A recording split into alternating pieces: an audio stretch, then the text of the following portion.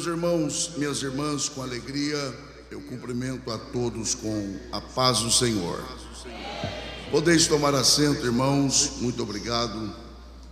Antes que eu leia o texto sagrado e com alegria passe a compartilhar a palavra que o Senhor tem colocado no meu coração para esta noite tão especial de domingo, eu quero que os irmãos saibam de minha alegria, minha gratidão a Deus pelo privilégio que Ele, por sua graça, concede a mim, a minha esposa Joselma, de mais uma vez estarmos em Camboriú para a 39ª edição deste congresso que tem, ao longo da história, abençoado inúmeras, incontáveis vidas, e para nós é um privilégio. Estar nos Gideões é sempre uma honra, é sempre um privilégio, e eu quero agradecer a Deus por este privilégio. Também em público eu manifesto a minha gratidão a Deus pela vida do presidente da igreja em Camboriú e também dos Gideões Missionários da Última Hora, pastor Zilmar Miguel, sua esposa missionária Inês. Manifesto aqui o meu respeito, a minha admiração e a minha oração, pastor Zilmar, é que o Deus desta igreja permaneça a lhe preservar com graça, com saúde, e que o trabalho de suas mãos continue sendo confirmado pelo Senhor. Também agradecer ao pastor Adriano, que Deus em Cristo o abençoe, junto de sua família. Também pastor Wesley, pastor Silas, que Deus em Cristo os abençoe. Uma alegria estar aqui com nosso amigo, pastor Reginaldo Ribeiro, sua esposa. Pastor Reginaldo é um companheiro que juntos trabalhamos ali em São Paulo, ao lado de nossos pastores, pastor José Wellington e pastor Wellington Júnior, que faço questão de registrar aqui também. Que Deus em Cristo o abençoe. Também aos que já pregaram, o missionário Ronaldo, pastor André, pastor Antônio Márcio, que Deus também em Cristo os abençoe.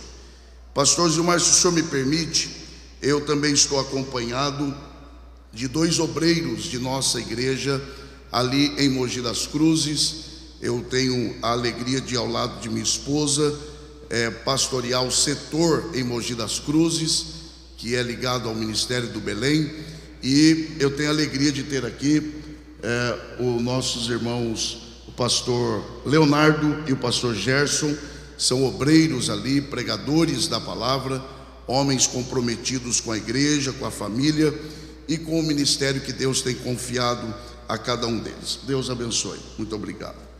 Eu preciso perguntar isto aqui, preciso mesmo. Quem aqui de verdade quer continuar ouvindo Deus falar, diga amém. Que bom. Abra sua Bíblia, por favor, no livro dos Salmos.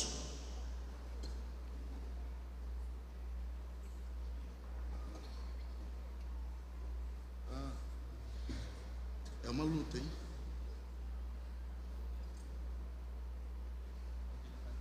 É de Deus. Quando você encontrar o livro dos Salmos,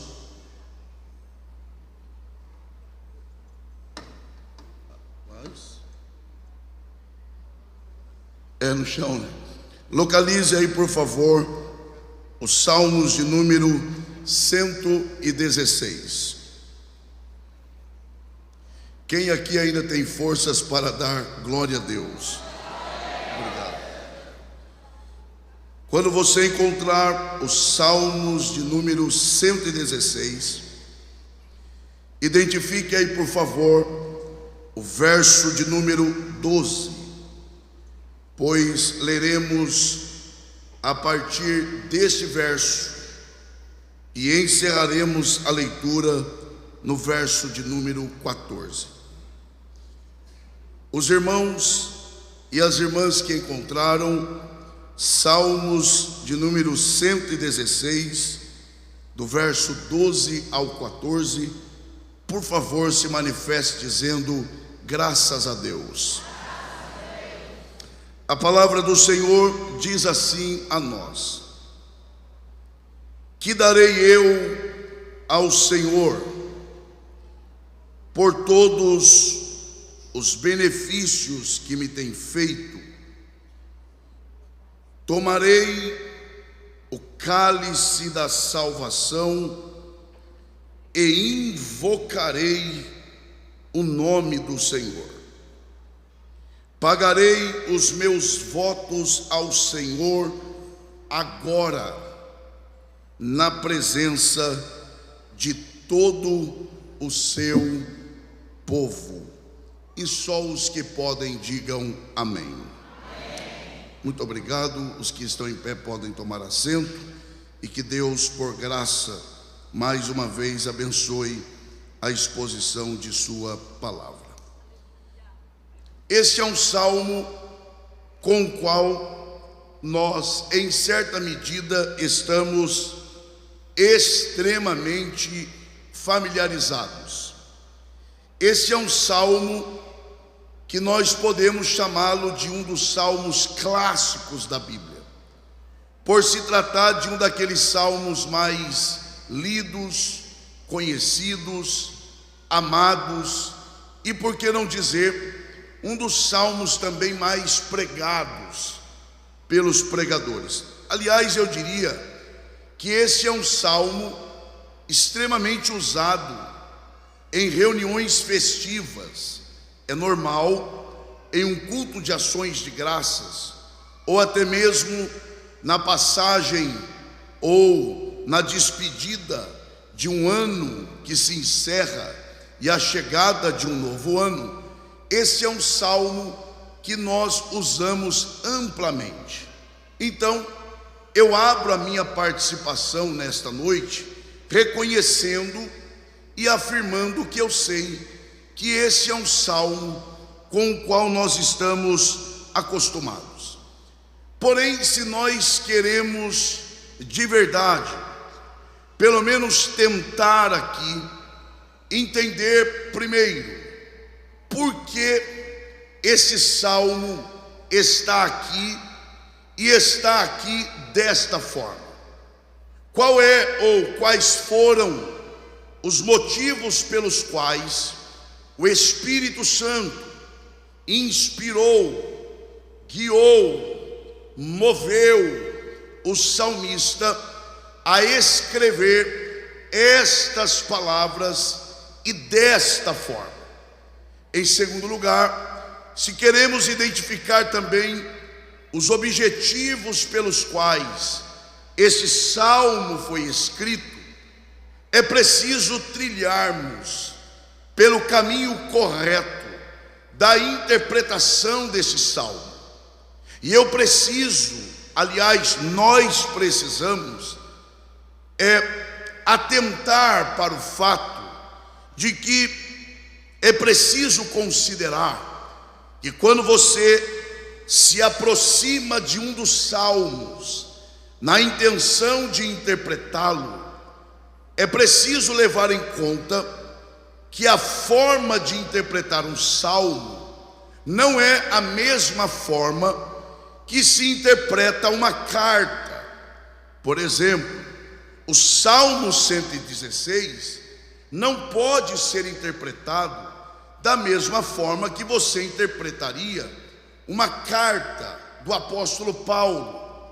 Primeiro, porque carta, em linhas gerais, estabelece doutrina, estabelece verdade absoluta, enquanto os salmos, eles não têm esta finalidade. Aliás, nem podem, porque na verdade o livro dos Salmos, ele compõe aqueles livros chamados de livros poéticos, que são livros que expressam sentimentos e que por isso não podem, em hipótese alguma, estabelecer doutrina. Os irmãos imaginem se nós tomássemos o livro dos Salmos como fonte de doutrina e levássemos em conta o verso de número 11 deste mesmo salmo, quando o salmista diz que na sua precipitação ele disse: todo homem é mentiroso. Se fizéssemos disso uma doutrina, então nenhum homem prestaria, todo homem seria engano. Imagine também se tomássemos o livro dos Salmos como fonte doutrinária e levássemos em conta aqueles salmos nos quais o salmista pede para Deus matar os seus inimigos. Seriam salmos contraditórios à ordem de Deus para que não se mate um ao outro. Eu estou tentando dizer que a maneira de nós interpretarmos os salmos não é a mesma maneira de se interpretar um outro livro da Bíblia. É preciso considerar algumas verdades e algumas condições interpretativas. E aí, para avançarmos, é preciso levarmos duas coisas em consideração. A primeira, quando nós temos o Salmo 116 diante de nós, é preciso levar em conta qual é a natureza desse salmo, isto é, qual é o caráter desse salmo, do que esse salmo está tratando, do que o salmista está falando, qual é a fonte, a essência, a natureza desse salmo. Em segundo lugar, é preciso também identificar o contexto histórico. Todo salmo, ele foi uma expressão de sentimentos a partir de uma realidade histórica. Portanto, o Salmo 116, para ser interpretado corretamente, ou pelo menos tentarmos, é preciso que nós identifiquemos o que levou o salmista a expressar estas palavras. Então, em primeiro lugar, o Salmo 116, ele é um salmo cuja natureza é de gratidão. Isto mesmo, o Salmo 116, ele é um salmo de ações de graças. Se você ler o Salmo 116 todo, você perceberá que o salmista está expressando, exprimindo, reconhecendo que tem motivos para agradecer a Deus. O Salmo 116 é o salmo da gratidão.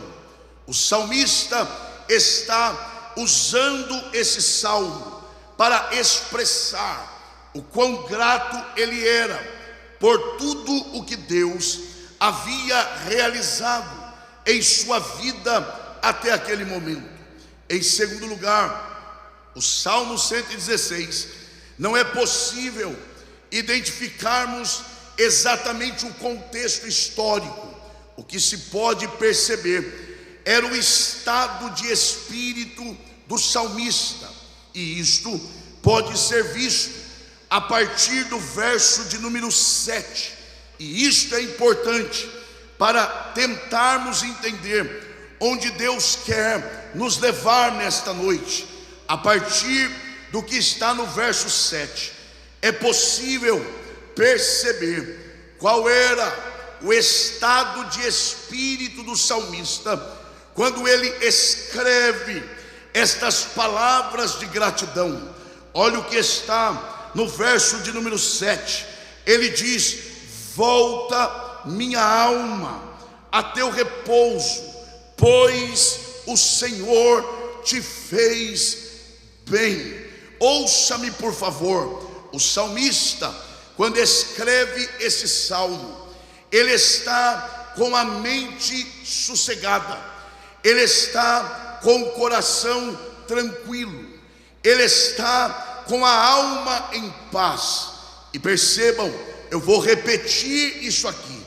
Quando o salmista escreve o Salmo 116, ele está em paz, ele está em repouso, ele não está sofrendo nenhum tipo de pressão, ele não está sendo perseguido, ele não está sendo caluniado. Pelo contrário, a mente está em paz, a alma está tranquila, o coração está sossegado. Agora eu me dirijo a vocês que me ouvem nesta noite. O que você costuma fazer em dias de paz? O que você faz em dias de tranquilidade? Você vai para a praia, vai para a casa de campo, vai curtir o feriado. Olha o que o salmista faz.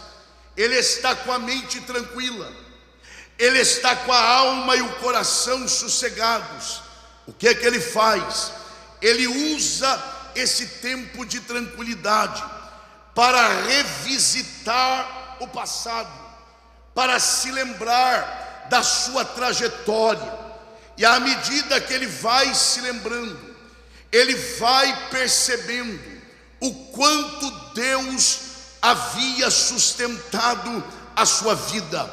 Na verdade, o salmista estava aqui cumprindo um princípio, o princípio dito pelo profeta Jeremias, quando ele diz: eu trarei à minha memória aquilo que me dá esperança.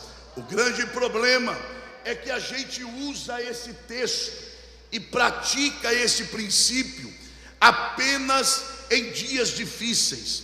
Quando as coisas apertam, a gente diz: eu vou trazer à minha memória aquilo que me dá esperança. O salmista, ele pega o caminho inverso e ele decide: eu vou usar esse tempo de paz para me lembrar do que Deus fez na minha trajetória.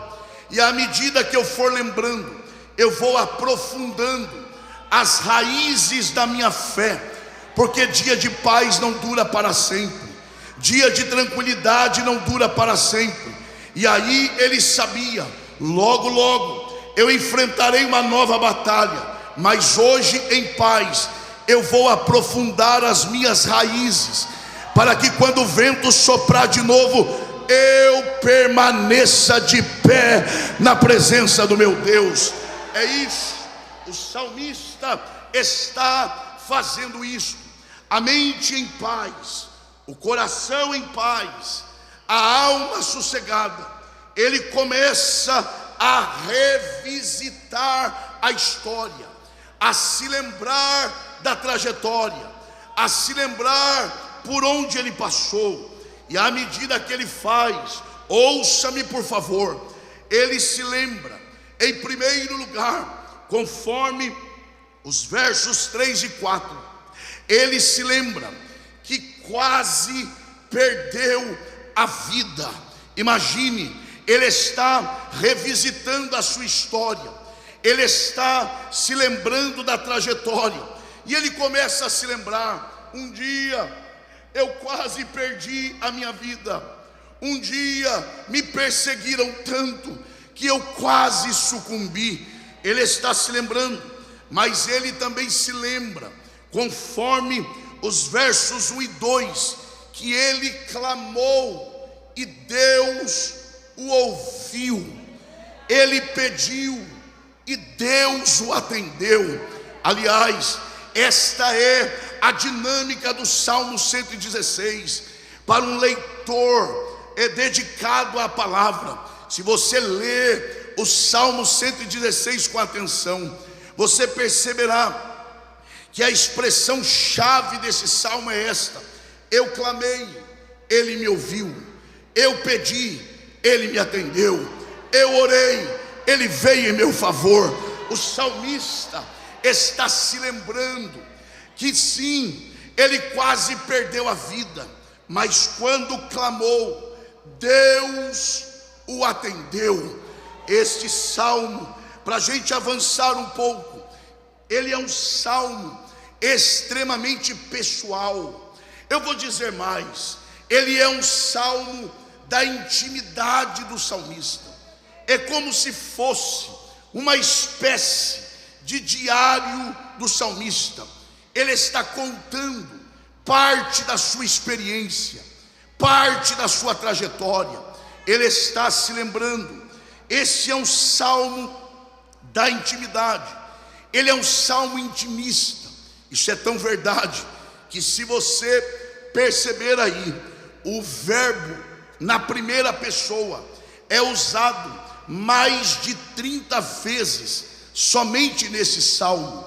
E mais, o salmista estava tão em paz que, à medida que ele escreve esse salmo, ele vai importando partes de outro salmo para dentro desse salmo. É por isso que ele tem uma semelhança muito profunda com o salmo de número 40. O salmista está em um momento de sua intimidade. À medida que ele se lembra, preste atenção nisso, à medida que ele se lembra da sua trajetória, ele toma 3 conclusões. Diga bem forte: 3 conclusões. Não, isso não é forte não, vai lá, diga 3 conclusões. A primeira conclusão que o salmista toma, a partir do momento em que ele se lembra de sua trajetória, ele toma a seguinte conclusão: primeira, eu não posso confiar em mim mesmo. Segundo, eu tenho que ter cuidado quando o assunto é confiar nos outros, mas quando o assunto é confiar em Deus, eu posso descansar plenamente nele. É isso.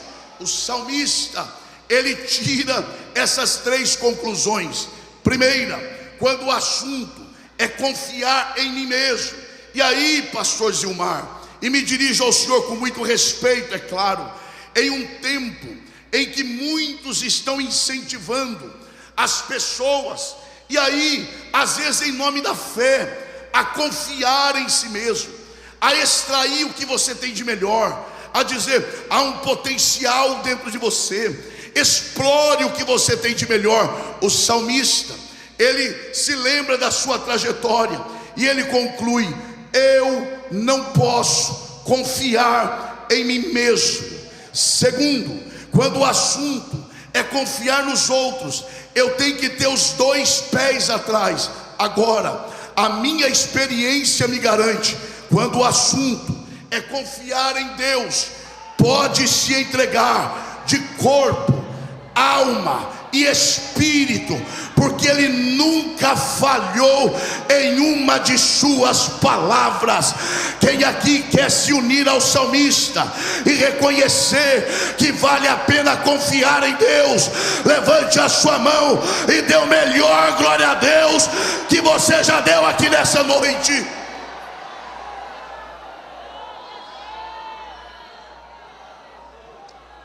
Agora, nós precisamos avançar. Agora, é claro, o salmista, quem ainda me ouve, diga amém. O salmista é extremamente organizado. Aliás, Deus não erra nas suas escolhas. Ele é organizado. Ele vai escrever o salmo, e à medida que ele escreve, ele vai, se eu fosse você não perderia isso, ele vai estruturando o salmo. Olha isso, ele abre o salmo dizendo: primeiro, ele fala sobre as suas aflições, os perigos que ele enfrentou. Ele está se lembrando: eu fui afligido, eu sofri perigo, eu fui afrontado, eu fui perseguido. E ele está registrando, porque a alma está em paz, e ele não está se lembrando com remorso, com rancor, com ressentimento. Não, ele está se lembrando, a alma está em paz, e ele está se lembrando. Um dia me perseguiram lá, um dia armaram para mim lá,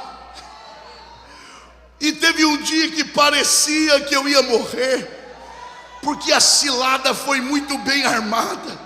E ele vai contando as aflições, os perigos, mas ele também conta, preste atenção nisso aqui, ele também se lembra que no dia da aflição, ele contou sobre ela para a pessoa certa. Eu vou repetir, ele está se lembrando da aflição que sofreu, mas ele diz: mas eu decidi contar para a pessoa certa. Eu me apresentei diante de Deus. Oh, glória a Deus, oh, glória a Deus. O Senhor me autoriza a dizer isso aqui nessa noite. Aprendamos a contar as nossas aflições àquele que de fato pode dar o escape. Oh, glória. Eu fui afligido, eu fui alvo de ataque, mas eu contei para Deus. E quando eu contei para ele, eu experimentei a bondade dele, a compaixão dele e a libertação dele.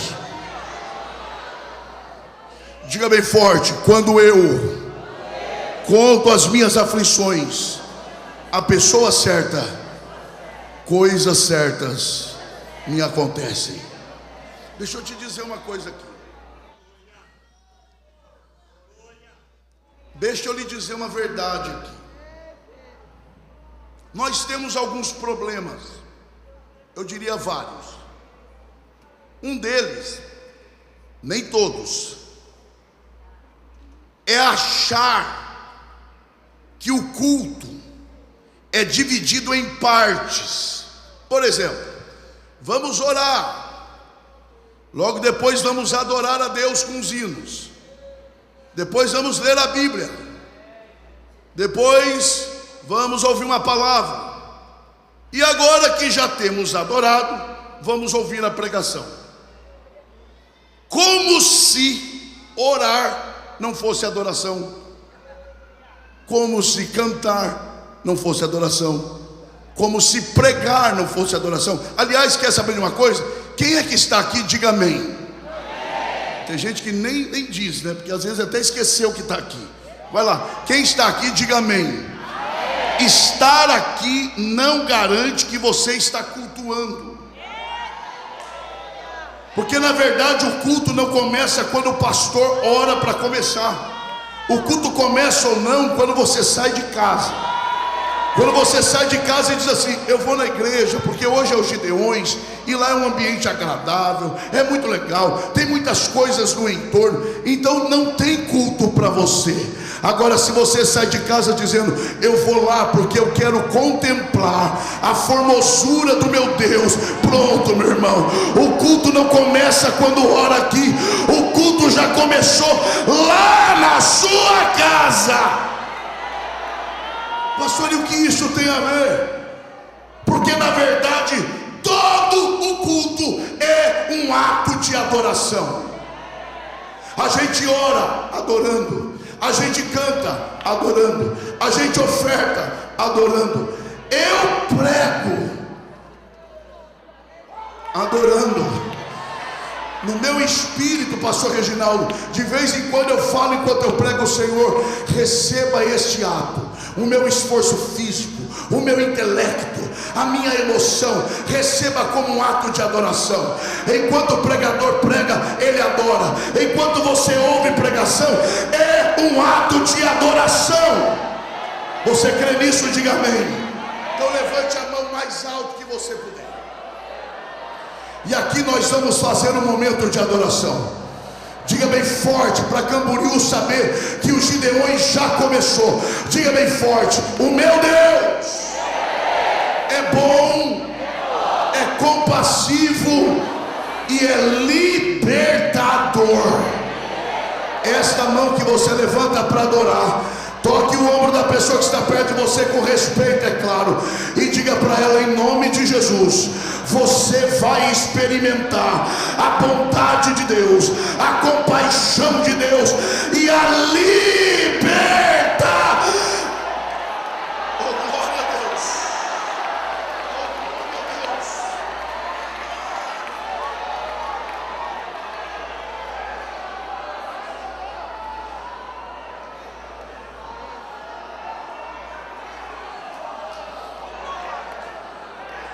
Nós vamos chegar lá. Nós vamos chegar lá.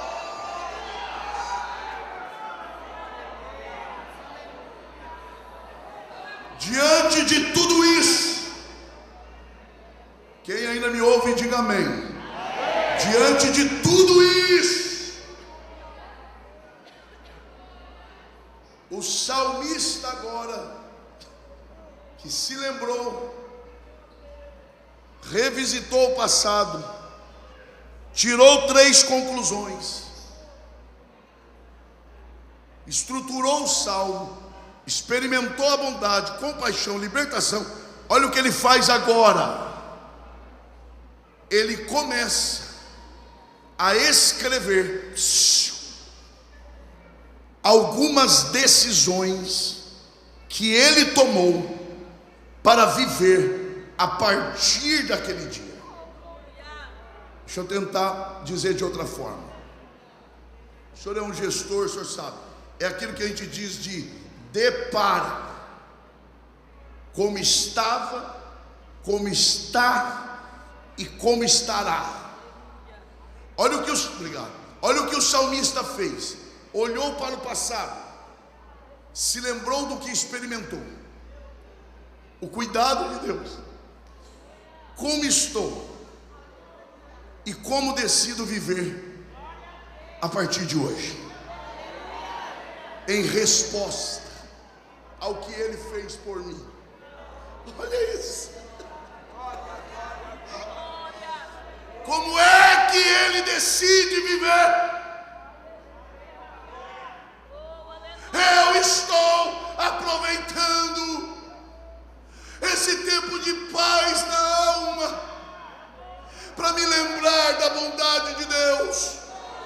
E o que eu faço com isso a partir de hoje? Já sei. Olha o verso 1. Que decisão é essa? Amo ao Senhor, porque ouviu a minha voz e a minha súplica. Que decisão. Ele diz: já sei, a partir de hoje, se eu amava a Deus, eu vou amar ainda mais. Se eu trabalhava para Ele, eu vou trabalhar ainda mais. Tem um grupinho por aí dizendo: você está fazendo demais, você está se esforçando demais, as pessoas nem reconhecem o seu trabalho, as pessoas nem valorizam o seu trabalho. Não tem problema, eu sei por onde passei, eu sei o que eu enfrentei, eu sei o que Deus fez por mim. E se eu trabalhava, vou trabalhar mais. Se eu amava, vou amar mais. Oh glória a Deus, oh glória a Deus, oh glória a Deus. Você crê que Deus está falando aqui nessa noite? Então, onde tiver mãos levantadas, Deus renova as tuas forças para fazer mais, para trabalhar mais, para se esforçar mais e amar mais.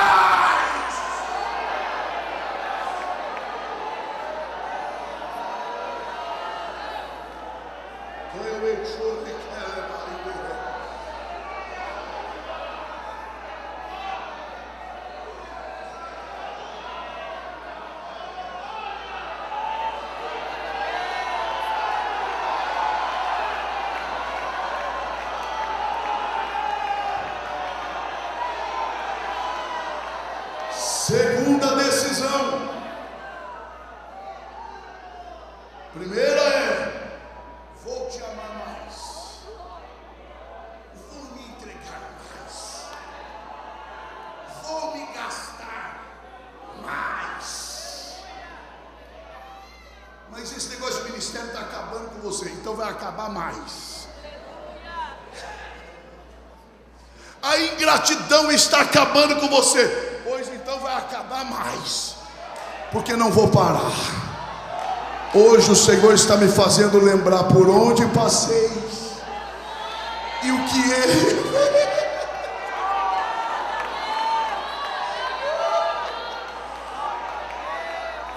Segunda decisão, com base na experiência lembrada, verso 7: descansarei ainda mais nele. Faça assim, por favor, ó. Faça assim, ó. Pode fazer. Respire fundo, vai lá. Descanse mais. Desacelera. Tranquiliza a mente. Ele não cuidou de você ontem. É isso que o salmista está fazendo. Se Ele cuidou de mim ontem, para que me desesperar hoje? Eu vou me lançar mais aos seus braços. Eu preciso adiantar.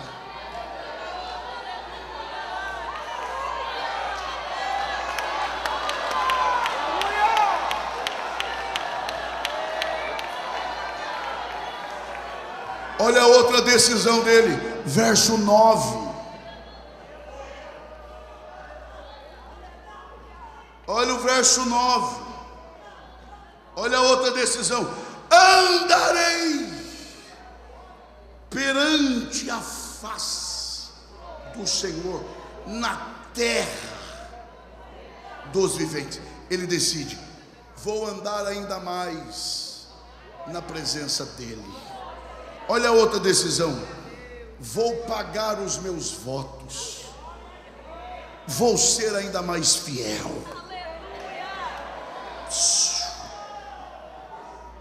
Não vem me dizer que esse púlpito é como qualquer outro, porque não é. Não é. Não vem com essa história. Os olhos se voltam para cá. E a gente tem que aproveitar esse momento para falar a verdade da palavra, porque é daqui que sai cura para muita gente. Então vai lá. E aqui eu vou demorar uns 5 minutos. Olha a outra decisão que ele toma. Verso 2.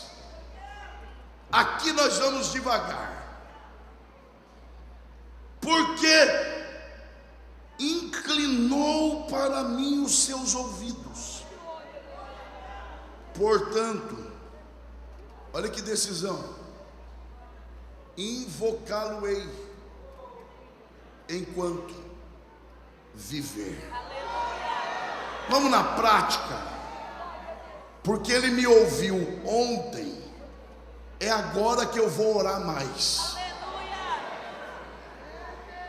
Mas vamos ser sinceros aqui. Esta não é a nossa tendência. A nossa tendência, quando a nossa oração é respondida, é relaxar. A gente faz até culto de ações de graça. E o que é que tem culto de ações de graça de pentecostal?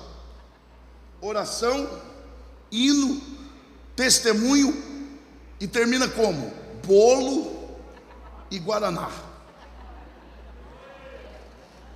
O bolo é mais glacê do que qualquer outra coisa. E o guaraná não vou nem falar a marca. Porque quando a gente recebe o que pede, a nossa tendência é relaxar. Vamos desfrutar, pois o salmista faz o contrário.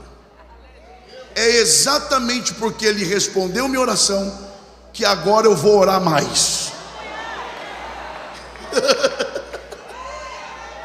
E aí, meu irmão, eu me lembro de um personagem da Bíblia, Tiago capítulo 5 versículo 17. Elias, presta atenção aqui, Elias, quem foi Elias? Elias não foi um profeta, Elias foi o profeta. Ele é tanto o profeta que no Monte da Transfiguração, quando Jesus teve o seu rosto ali glorificado, transfigurado, quem é que aparece ali?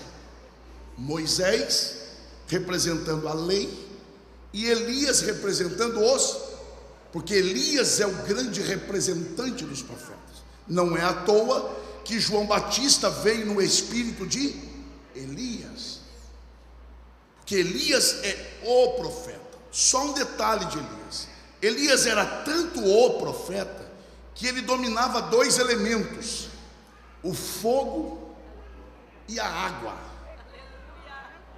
E ele dominava tanto que fogo na água não apagava, pegava mais fogo ainda. E não é água no fogo, é fogo na água.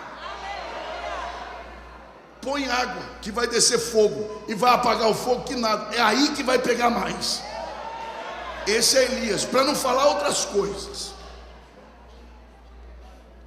mas inspirado pelo Espírito.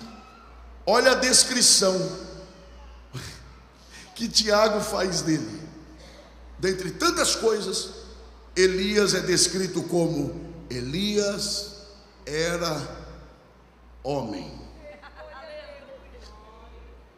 Ah, pastor, mas ele era um homem diferenciado, fora da curva, acima da média. Para não ficar dúvida, Tiago ainda diz: Elias era homem sujeito às mesmas paixões que nós. Olhe para quem está ao seu lado e diga assim: Elias era igual a você.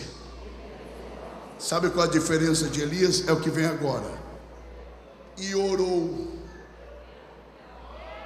e porque orou, Deus fechou o céu, e por 3 anos e meio não choveu. Pera lá. Ô meu irmão, imagine ficar 3 anos e meio sem chuva. Você acha isso bom ou ruim? Está em dúvida? Vai lá. É bom ou ruim? É péssimo. Imagine o povo: por que não está chovendo? O culpado é um homem aí. Quem? Olha lá, ele vai passando lá. Aquele? É. Mas por que ele é culpado? É porque ele tem uma chave que quando ele usa, ele é capaz de fechar o céu pelo lado de dentro. Mas o detalhe é agora. Aí Tiago diz: e passados 3 anos e 6 meses, Elias orou. Aqui está o segredo. Outra vez. E porque orou outra vez, Deus abriu os céus e a chuva voltou a cair. Você crê que Deus está falando aqui nessa noite? Elias está na mesma linha do salmista que diz: porque ele atendeu a minha oração ontem, é por esse motivo que eu vou orar hoje de novo. Elias entendia que a resposta da oração de ontem não é garantia da resposta de hoje. Por isso a palavra de Deus para nós da igreja brasileira é: ore outra vez, e depois outra vez, e depois e outra vez, e outra vez. Ore de novo, ore de novo, ore de novo. Onde está a mão que você levanta para adorar ao Senhor? Toque a pessoa que está do seu lado e diga: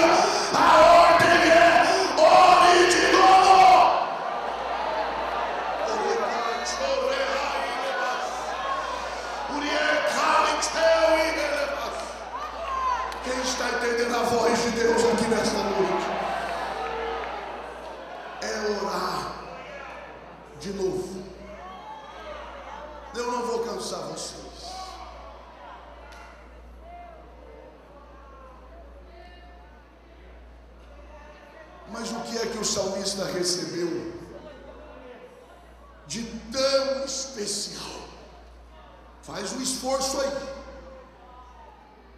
De tão especial que ele diz: que darei. Faz um esforço aí. Que darei. É muita coisa que ele recebeu. Eu vou ficar só com uma. Verso 3. Olha o que ele diz no verso 3. Cordéis da morte me cercaram, e angústias do inferno se apoderaram de mim. Encontrei aperto e tristeza. Olha bem para cá. Ele está se lembrando do passado, e dentre tantas coisas ele se lembra. Eu estou me lembrando de um período da minha vida em que as cordas da morte me cercaram, angústias do inferno se apoderaram de mim. Eu encontrei aperto com as cordas da morte e tristeza com a angústia do inferno. Olhe para cá. É mais ou menos isso aqui. Ele olha para os seus pés amarrados. Ele diz: vou usar as mãos para desatar o nó. Quando ele olha para as mãos também estavam amarradas. Preste atenção aqui. Veja se não é a repetição do Salmo 40. Não desvie o olhar por nada. Esperei com paciência pelo Senhor. Olha isso. E Ele inclinou-se para mim, ouviu o meu clamor, tirou-me de um lago horrível, de um charco de lodo, pôs os meus pés sobre uma rocha, firmou os meus passos. Esse é o som de quem já se encontrou na história. Esta é a nossa história. Olha isso aqui. Esperei. Por que ele espera? Não é porque ele quer. Ele espera porque onde ele estava, ele não tinha outra alternativa. Os pés estavam mergulhados num charco de lodo, e não tinha como sair com os próprios pés. Então ele olha e diz: eu não consigo me tirar daqui. O jeito é esperar alguém que possa. E enquanto eu esperava, ele me olhou. Quando ele me olhou, eu clamei. Quando eu clamei, ele me ouviu. E como é que você sabe que ele ouviu? Porque ele me tirou de onde eu estava e me colocou onde eu estou hoje. Só um outro detalhe, só mais um. Diga bem forte: inclinou. Não, isso não é forte para Gideões, não. Diga: inclinou. Vamos melhorar. Diga: olhou. Agora mais forte ainda, diga: ouviu. Tirou. Para gravar, diga: olhou, ouviu, tirou. Para eu olhar para alguém, eu consigo olhar a distância. Daqui eu olho quem está lá atrás. Para eu ouvir alguém, eu ouço a distância. Tanto que os irmãos estão lá e estão me ouvindo falar daqui.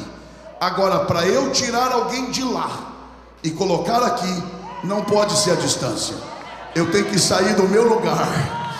Eu tenho que ir até lá, entrar onde a pessoa está, estender a mão e tocar para tirar. É isso que o salmista falou. Ele me olhou de longe, ele me ouviu de longe, mas de repente ele começou a se mover do lugar que ele estava. Ele veio no lamaçal que eu estava, ele colocou a mão na lama, não se sujou, me tirou de lá e colocou os meus pés sobre a rocha. Como é que tem crente que não reage a isso? Essa é a tua história, esta é a nossa história.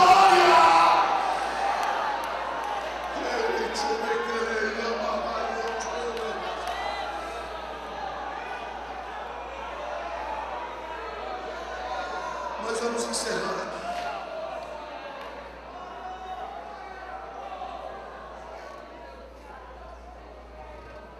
Me tolere mais 5 minutos. E deixe-me subir no ombro de um gigante agora. Porque quando a gente quer chegar mais longe, a gente tem que subir no ombro de quem é maior do que nós. Aleluia. Charles Wesley, eu acho isso lindo.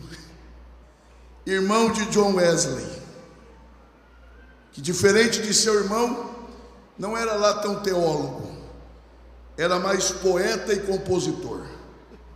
Quando Charles Wesley comentou esse salmo, sabe o que ele disse? Quando Deus desatou o nó, quando Deus quebrou as cordas da morte que cercava o salmista, e o salmista viu aquelas cordas no chão, olha o que Charles Wesley disse. O salmista pegou as mesmas cordas e disse: eu vou usar as cordas que me prenderam ao pecado e vou usá-las para me amarrar em Deus. É lindo demais. Ele estava dizendo o seguinte: até hoje eu fui preso ao pecado, a partir de hoje eu vou ser preso do Senhor.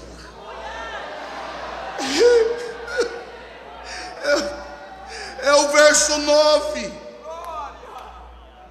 andarei perante a face do Senhor na terra dos viventes. Ou seja, onde ele for, eu vou chegar.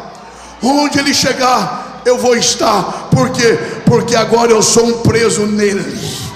Eu agora sou amarrado nele. Eu agora, vai lá, eu sou escravo dele. Eu vou dizer isso aqui, porque é o seguinte: nós seremos servos de qualquer jeito. Pastor Júlio Ribeiro, Paulo explica isso em Romanos.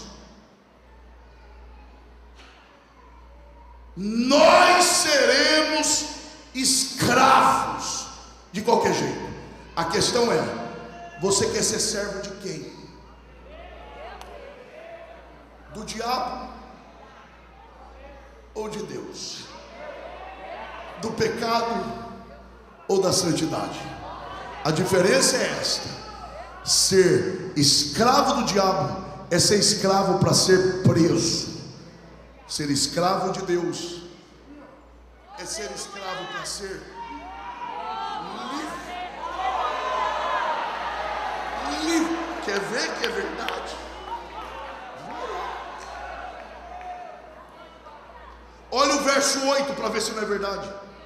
Porque tu, Senhor, livraste a minha alma da morte, os meus olhos das lágrimas e os meus pés da queda. Sabe o que é isso aqui? Eu estava prestes para cair, para nunca mais me levantar, mas antes que eu caísse, ele chegou primeiro. E eu que era servo do pecado, eu que era servo do diabo, agora sou servo da liberdade, sou servo de Deus, e eu sou livre. Onde estão os livres aqui? Levante a mão e dê o melhor prato de glória que você pode. Oh glória, oh glória.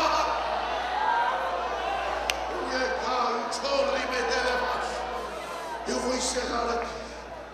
Aí tá bom de pregar aqui. Vou encerrar aqui. Quer ver que é verdade? Eu estou no meu horário. João 10, versículo 9. Jesus dizendo: eu sou a porta. Uau, meu Deus. Imagine um prédio em chamas e você dentro dele. Tudo que você quer encontrar é o quê? Uma saída. Jesus diz: eu sou. Eu sou a saída. Eu sou a luz piscando e dizendo: saída de emergência, porta de escape, porta de saída. Quem já entrou por esta porta, levante a sua mão. Olha isso. Palavras de Jesus. Se alguém entrar por mim, salvar-se-á. Olha o mistério aqui. E entrará e sairá. Não é um mistério? E entrará e sairá. Diga bem forte, pastor Abençoado, diga: entra para sair. É que a gente está acostumado com o relacionamento que prende. Jesus diz: aqui não. Aqui você não entra para ficar preso. Aqui você entra para ser livre. Mas para vós que temeis o meu nome, nascerá o sol da justiça, trazendo salvação debaixo das suas asas. E vocês sairão, correrão e saltarão como bezerros livres, livres, livres, livres. Com a permissão do pastor Gilmar, esteja em pé adorando ao Senhor. Diga bem forte: eu sou livre. Não, isso não é forte. Diga: eu sou livre.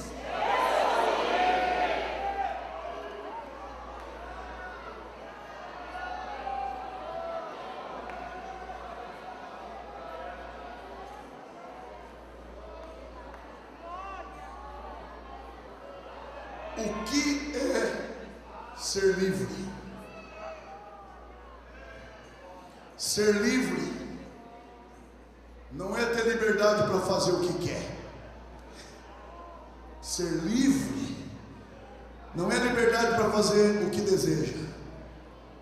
Porque quem faz o que quer é escravo do próprio desejo.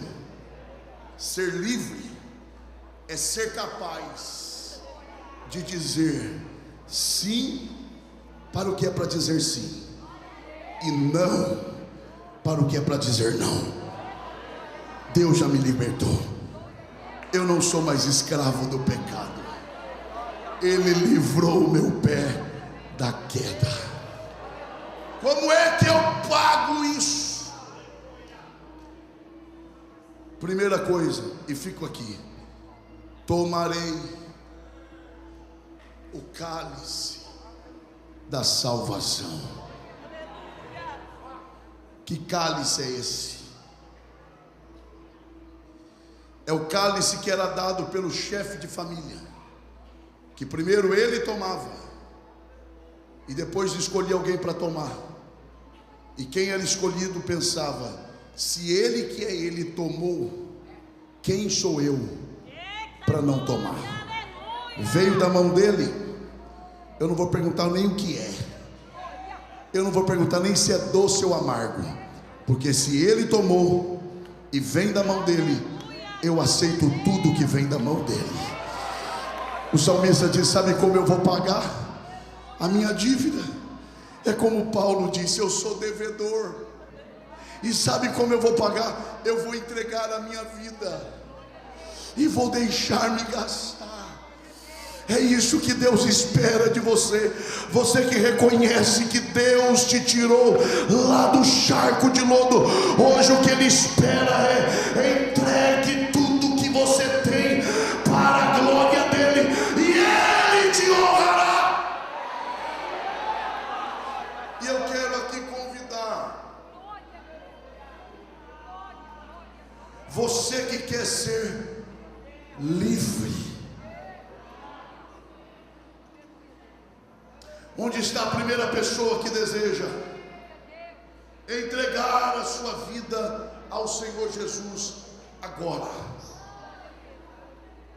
Eu sei que há alguém aqui, você que ouviu esta palavra e você entende que precisa desta liberdade. Onde está você? Permita que Deus corte essas cordas. Permita que Deus quebre esses laços. Saia correndo do teu lugar e volte para Jesus agora. Onde está você? Pela internet. Onde está você? Eu vou ser objetivo aqui. Onde está você que deseja voltar para os caminhos do Senhor? Corra. O Senhor está te chamando. Onde está você? Onde está você? Aqui está a primeira vida preciosa para Jesus. Faça festa, porque pelo menos no céu, se é para aplaudir, dê glória a Deus também. Dê glória a Deus. Onde está a segunda vida? Aqui está a segunda vida preciosa para Jesus. A terceira vida para Jesus já está aqui. Deus está quebrando o laço agora. Onde está a quarta? Onde está a quinta vida para Jesus? Eu sei que há mais alguém. Onde está você que deseja ser livre? Livre. Aqui está a quinta vida preciosa. Ali está chegando a sexta vida preciosa para Jesus. Bom, era para fazer muita festa, meu irmão.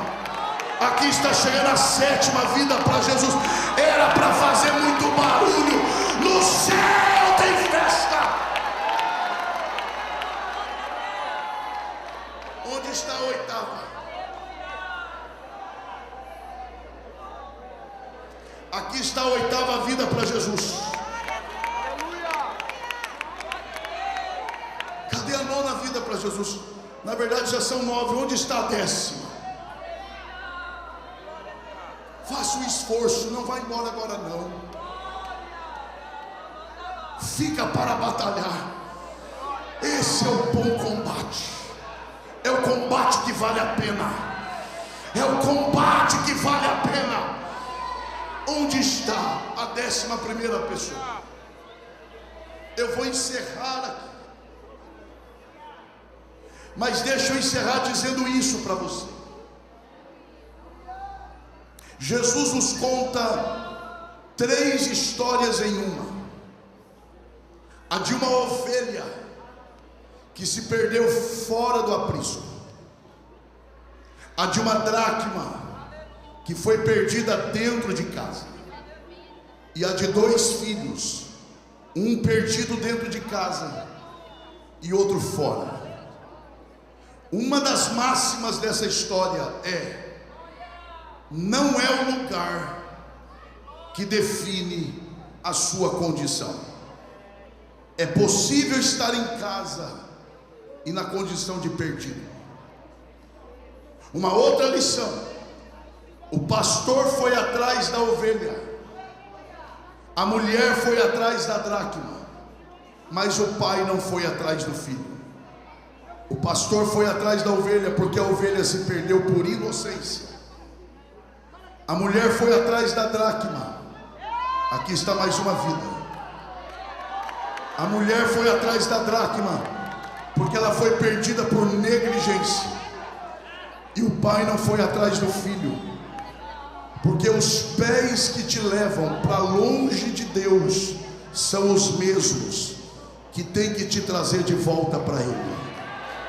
Eu vou te chamar pela última vez.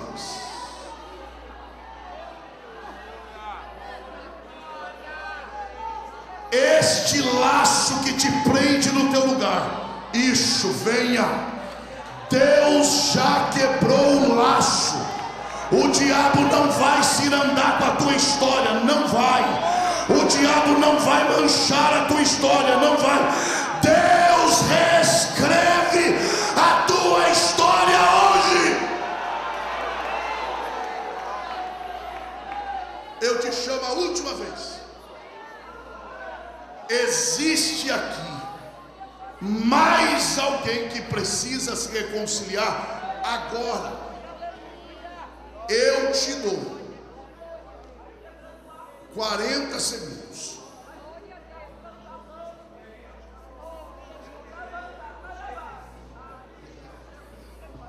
Aqui, ó, 95 pessoas estão aceitando a Jesus pelo YouTube agora.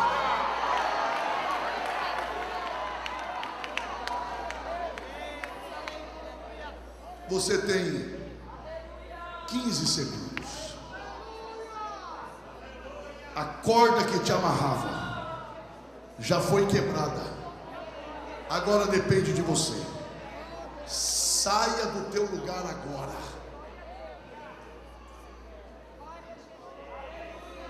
Deus quer enxugar os teus olhos e te livrar da queda. A igreja está feliz por essas vidas. 95 mais 12, 107. Vale o glória a Deus por isso. Vale o glória a Deus por isso. Já foi para 118 na internet. Com mais 12, 130. Vale o glória a Deus por isso. Pastor Gilmar, eu respeito o senhor demais. E é justamente por eu respeitá-lo que eu acho que quem tem o direito de orar por essas vidas é o senhor. Estou com muito respeito. Eu quero pedir que o senhor nos conduza nesta oração em favor dessas vidas. A igreja está feliz e os livres podem dizer glória a Deus.